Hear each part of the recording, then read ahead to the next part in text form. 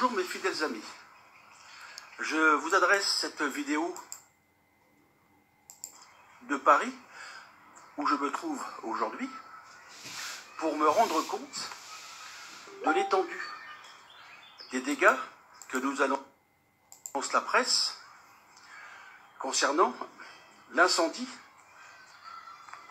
de la cathédrale Notre-Dame de Paris. Moi je suis comme saint Thomas, je crois en ce que je vois. Mais je ne suis pas le seul. Ayant échangé depuis ce matin avec beaucoup de Parisiens, de touristes et autres, on en déduit que cet incendie pourrait être, et certainement être, criminel, volontaire et bien calculé. Quand vous voyez le volume que représentait cette charpente, il est impossible qu'un court-circuit, soi-disant de l'ascenseur, puisse amener une étincelle pour déclarer un feu aussi important. C'est impossible. Les experts avec qui j'ai parlé ce matin confirment comme moi que c'est impossible. Donc tout laisse à croire qu'effectivement cet incendie est criminel, géré certainement par la politique.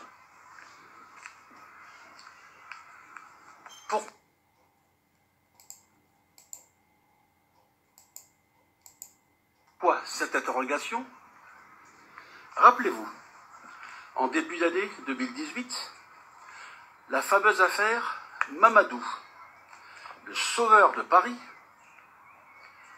qui a gravi donc 4 étages pour aller sauver un enfant suspendu qui était accroché par un harnais de sécurité et qui était tenu sur les côtés par des services de sécurité de l'Élysée.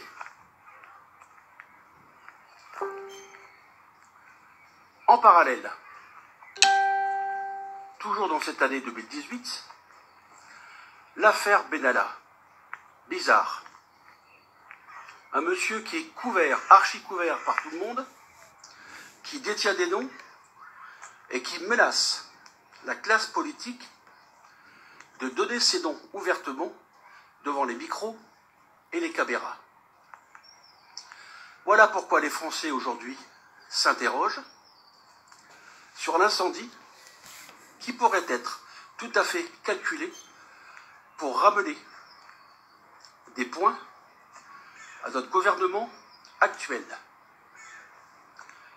Mais qu'ils se rassurent, je pense que là, si effectivement ils ont fait ça, ce qui ne m'étonnerait pas, ils ont tout faux.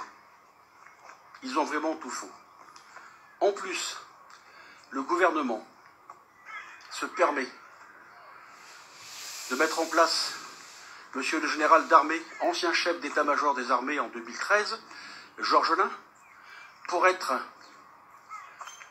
le responsable, maître d'œuvre, du suivi des travaux.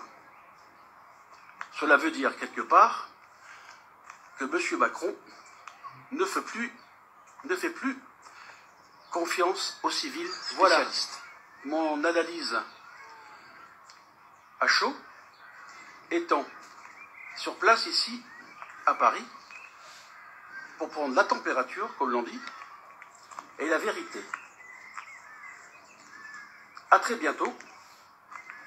Major Patrick Nicole, candidat strasbourgeois à la présidentielle 2022. Merci de votre écoute. Au revoir. Alors moi, j'adore totalement.